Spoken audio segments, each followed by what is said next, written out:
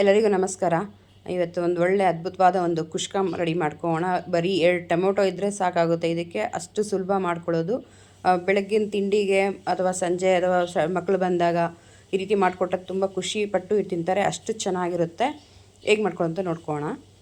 ಮೊದಲಿಗೆ ಒಂದು ಕುಕ್ಕರ್ಗೆ ಒಂದು 4ರಿಂದ 5 ಸ್ಪೂನು ಎಣ್ಣೆ ಹಾಕ್ಕೊಳ್ಳೋಣ. ಅದ್ರ ಜೊತೆ 1 ಸ್ಪೂನ್ ತುಪ್ಪನೂ ಸಹ ಸೇರಿಸ್ಕೊಳ್ಳೋಣ. ಅಂದರೆ ತುಪ್ಪ ಇಷ್ಟಪಡೋರು ತುಪ್ಪ ಹಾಕ್ಕೊಳ್ಳಿ, ಇಲ್ಲ ಅನ್ನೋರು ಸ್ಕಿಪ್ ಮಾಡ್ಕೊಳ್ಬೋದು.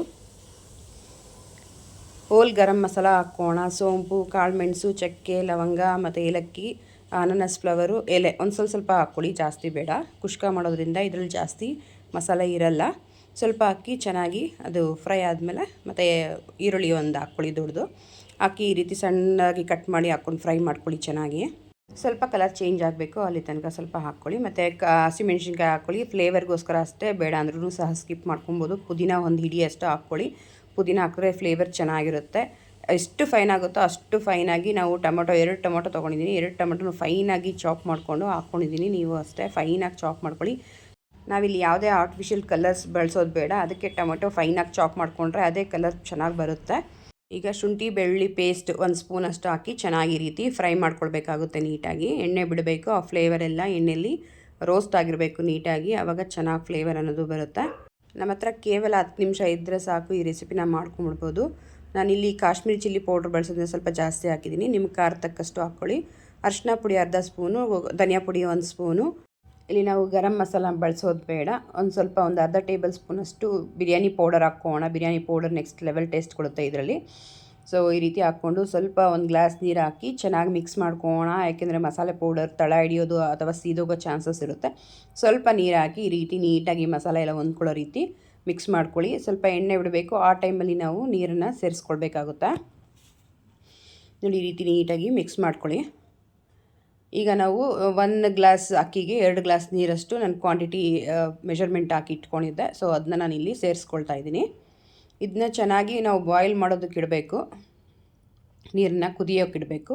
ಸೊ ರುಚಿಗೆ ತಕ್ಕಷ್ಟು ಉಪ್ಪನ್ನು ಸಹ ಹಾಕಿ ನಾವು ಕುದಿ ಬರೋ ತನಕನೂ ಇಲ್ಲಿ ಇಟ್ಕೊಳ್ಳೋಣ. ಯಾಕೆಂದರೆ ನಾವು ಟೊಮೊಟೊ ಅನ್ನೋದು ಹುಳಿ ಅಂಶ ಇರುತ್ತೆ.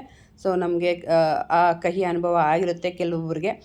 ಅಕ್ಕಿ ಬೆಂದೇ ಇರಲ್ಲ ಟೊಮೊಟೊ ಬಾತ್ ಮಾಡಿದಾಗ. ಸೊ ಅದು ರೀಸನ್ ಇದೆ.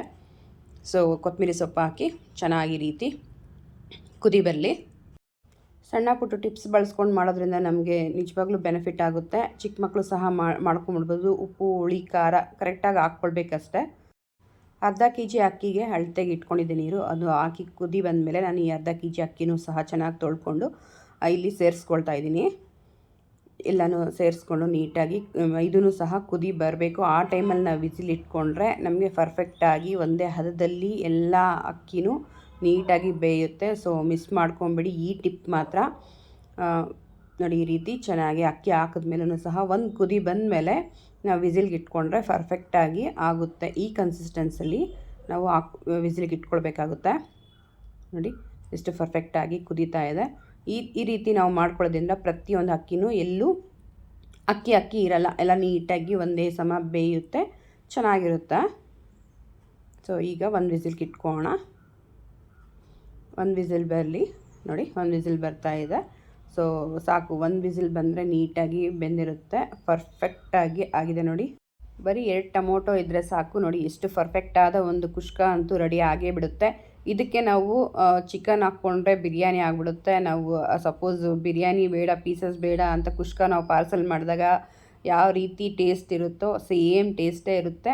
ಸೊ ಮಿಸ್ ಮಾಡ್ಕೊಳ್ಬೇಡಿ. ಇದಕ್ಕೆ ನಾವು ಬೇಕಂದರೆ ಚಿಕನ್ನು ಸಹ ಬಳಸ್ಕೊಳ್ಬೋದು. ಚಿಕನ್ ಬಿರಿಯಾನಿ ಇಷ್ಟಪಡೋರು, ಇಷ್ಟಪಡದೇ ಇರೋರು ಈ ರೀತಿ ಪ್ಲೈನಾಗಿ ಕುಷ್ಕ ಮಾಡ್ಕೊಂಡು ತಿನ್ಬೋದು. ಅಥವಾ ಬಾಕ್ಸ್ಗಳಿಗೆ ಗೆಸ್ಟ್ ಬಂದಾಗ ಸಡನ್ನಾಗಿ ಏನಾದರೂ ತಿನ್ನಬೇಕು ಅನಿಸಿದಾಗ, ಖಾರವಾಗಿ ಬಿಸಿಯಾಗಿ ತಿನ್ನಬೇಕು ಅಂದಾಗ ಈ ರೀತಿ ಖಂಡಿತವಾಗ್ಲೂ ಮಾಡ್ಕೊಳ್ಳಿ. ನೆಕ್ಸ್ಟ್ ಲೆವೆಲ್ ಆಗಿರುತ್ತೆ.